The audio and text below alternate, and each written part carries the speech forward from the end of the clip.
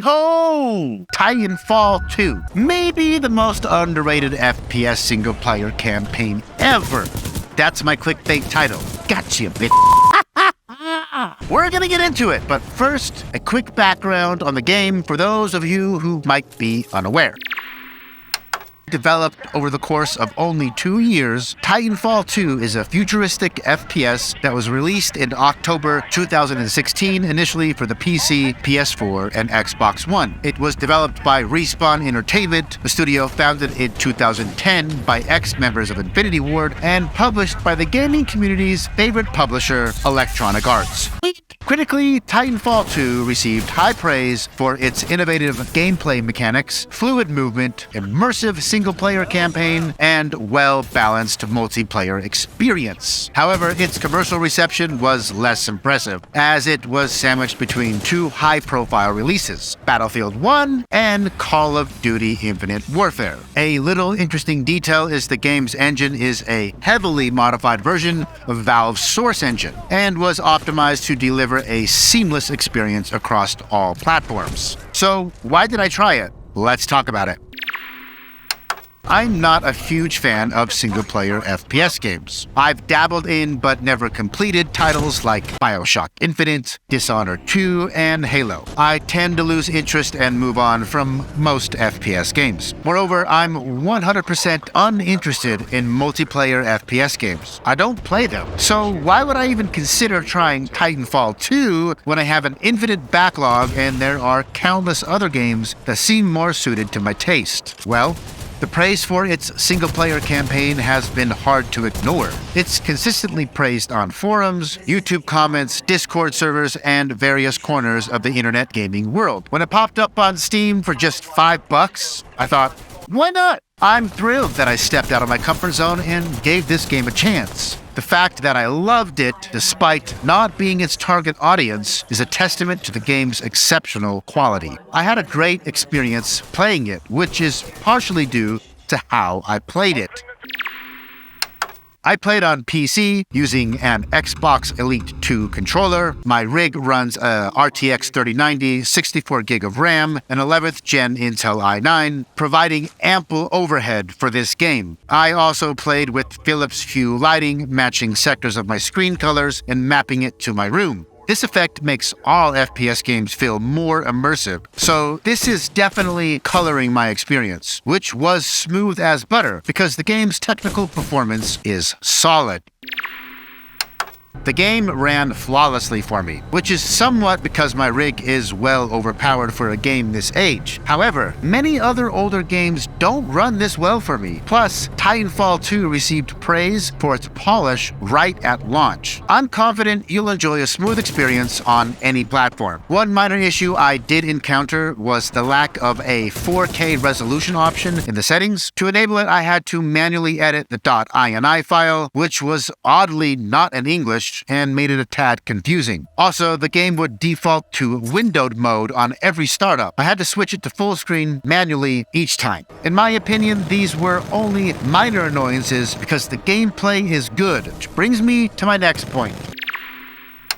Titanfall 2's gameplay is intuitive, fluid, and downright satisfying from the get-go. This is coming from someone who doesn't play FPS games and is very bad at them. I never got tired of sprinting, sliding, and executing stealthy melee kills. The level design brilliantly complements the gameplay style, making each encounter a joy. Let me show you some highlights from some of my favorite moments during my playthrough.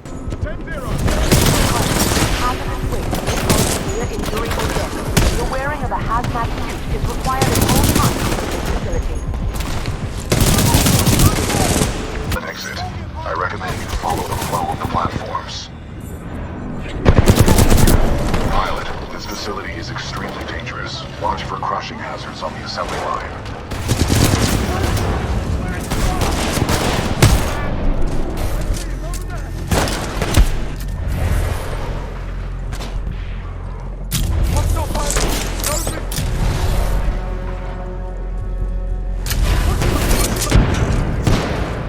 As for Titan combat, it offers a distinct playstyle with its own sense of fluidity, thanks to an omnidirectional dash ability. Though Titans can't jump by default, they come equipped with unique alternate attacks, defensive moves, and super moves. With 7 different loadouts, 8 if you include the Monarch DLC, there is plenty of variety, and each one is a blast to play. I found myself gravitating towards the default Expedition loadout, and I never grew tired of painting multiple targets and reveling in the sight of my rockets soaring towards my enemies. It looks really cool, which brings me to my next point, the graphics. Despite its age, Titanfall 2's visuals remain competitive with modern games, thanks to its strong art direction. The overall aesthetic reminds me a bit of Mass Effect Andromeda, which is a generally hated game that I'm a fan of, partially because I love its art direction. So Titanfall 2 visually had me from the jump. I was particularly impressed by some of the static backgrounds, which, despite obviously being 2D images, were implemented in a convincing manner. The lighting, despite not being a fancy, modern ray trace solution, is plenty pretty, making many scenes and set pieces visually stunning. A minor issue I noticed was anti-aliasing. I still experienced some fairly jagged edges, even at 4K with TSAA enabled. This may be due to the adaptive FPS option, which disables you from adjusting the anti-aliasing settings. I could have figured out how to turn off adaptive FPS or force the higher multiple of anti-aliasing via the NVIDIA control panel, but I didn't. I wasn't bothered enough to spend time troubleshooting it. The game looks awesome, and it sounds awesome too, so let's talk about it. Titanfall 2 boasts impressive sound design. One standout effect is the Titan sniper rifle. When you first access it, you're located in a canyon environment. The echo and slapback from the canyon is a convincingly powerful effect. Here, give it a listen.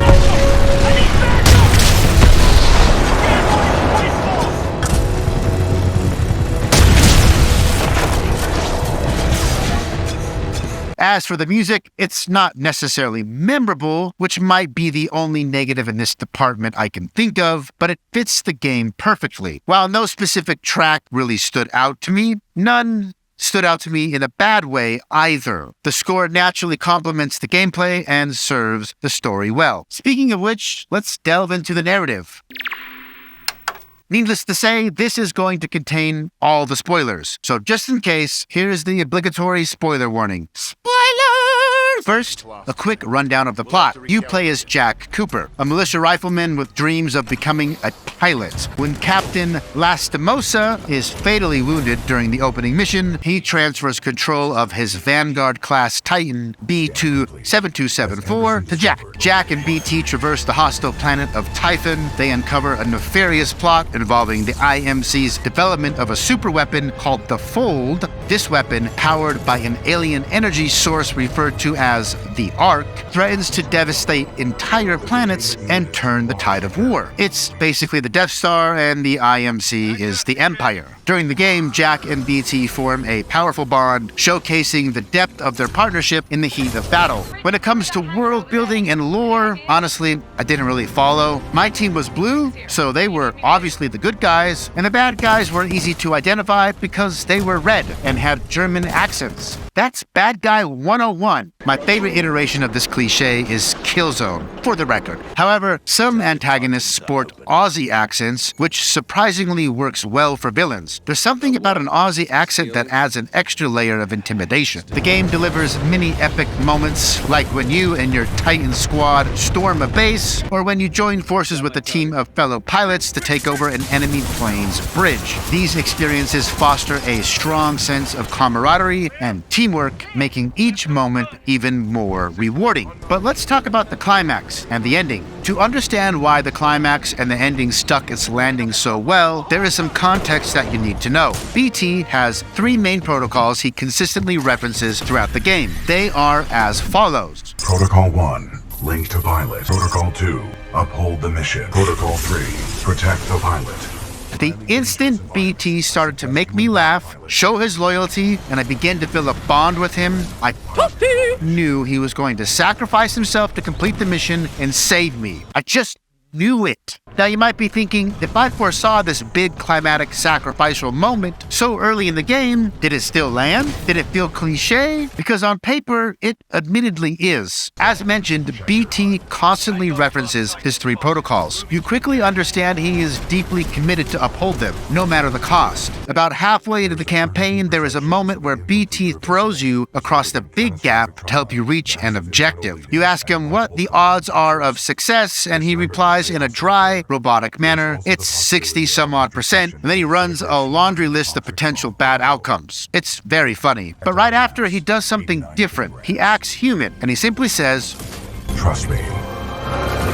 Obviously, the throw is a success, and this becomes a mechanic that happens multiple times throughout the rest of the campaign, building the bond between you and BT. There are also numerous other occasions where BT tells you to trust him, and he proves over and over you can. Towards the end of the game, you and BT get captured. BT is holding the ARC power source inside his chassis, and the bad guys threaten to kill you in order for him to open up and turn it over. He tries to pull a fast one, but ultimately fails, and one of the antagonists named Sloan rips the ARC out of his chest and brutally blasts him to pieces. That. I knew this moment was coming, and I've never been so mad at a villain. I was standing, cursing, and screaming at the screen about all the things I was going to do to her and her posterity. But then they give you a ray of hope. BT is still barely functioning and tells you to take his, quote, seer kit. This houses a smart pistol, a knife, and his brain. You proceed to run through the enemy base, firing lock-on ammo and easily slaughtering everyone in your path. It's one of the best sections of the game. I was so anxious to get his core to safety, potentially save his life. It felt satisfying after such an emotional moment to be given an overpowered weapon and immediately start exacting your revenge. You feel like a total badass. Eventually, you exit the base, call in a new chassis, and place BT's core in the new Titan. He's back, and better than ever. So at this moment, I felt the foreshadowing of BT's sacrifice and death was more of a red herring. It was a fake out, or so I thought. At the very end of the game, time is running out, and the ARC must be destroyed before it fires and annihilates a planet. BT is heavily damaged and barely functioning. You and BT climb into the weapon, and it's pretty obvious neither of you are going to survive. At this moment, I felt, okay, I see what's happening here. Instead of him sacrificing himself to save me and complete the mission, we are going to sacrifice ourselves together to complete the mission. And this is the big climax we've been building to. I was okay with that. They even gave you an option to tell BT, I'm not going anywhere, which I immediately did because I wanted my brother in arms to know I was ready to die with him. He responds, simply, copy that, pilot. As you climb to the core of the ARC and BT's systems are barely staying online, your HUD slowly spells out his 3 protocols for one last time. Protocol 1, link to pilot. Protocol 2, uphold the mission. And Protocol 3, protect the pilot. As protect the pilot spells out across the screen, you realize he's going to somehow save you. I started preemptively screaming, no, not even knowing how he was going to pull off the impossible. Then, in the final moments, he looks at you and he says, trust me, and throws you to safety as he falls into the ARC and self-destructs his core. Not gonna lie, I cried. Legit. A 40-year-old man in his basement crying about a fictional video game robot character. So many details built to this moment. Using the throw mechanic throughout the campaign, BT's constant reminders to trust him, his unwavering commitment to the protocols, 2 fake-outs, his first, quote, death, and then the belief that you'll die together keeps the ending from feeling cliché. In fact, they turned a cliché into a home run. 3 cheers for Respawn! That was the biggest reason I loved the game, but there are other cool details I loved and I want to point out, which leads me to my last section.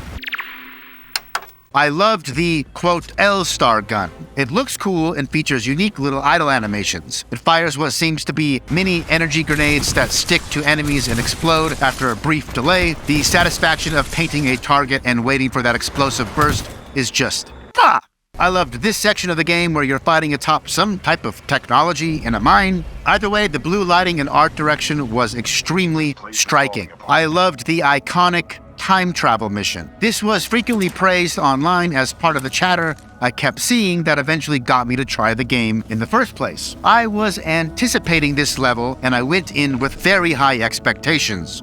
I wasn't let down. Swapping your cloak ability for a time jump, you leap between past and future at the press of a button. Outsmart enemies by jumping through time, reappearing behind them for a melee kill, or juggle two sets of foes existing in separate timelines, shifting back and forth to maintain control. This time-shifting mechanic also leads to innovative platforming challenges that feel fresh and novel, despite under the hood being the same type of platforming you've already been doing.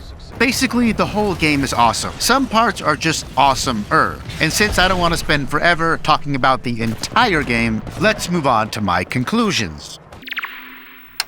I know I said it's the most underrated FPS campaign ever, and then in the next breath stated I played it because I kept hearing people talk about it. That irony is not lost on me, but I needed a clickbait title to get you here. And it's at least partially true. I think a lot of people missed out on this game. I know I did. So if you've already played it, let me know what parts you loved in the comments below. And if you haven't played, well, stop what you're doing and go play it right now! Praise Respawn in the name of Miyamoto the Father, Kojima the Son, and Carmack the Holy Ghost. Amen, and enjoy the game.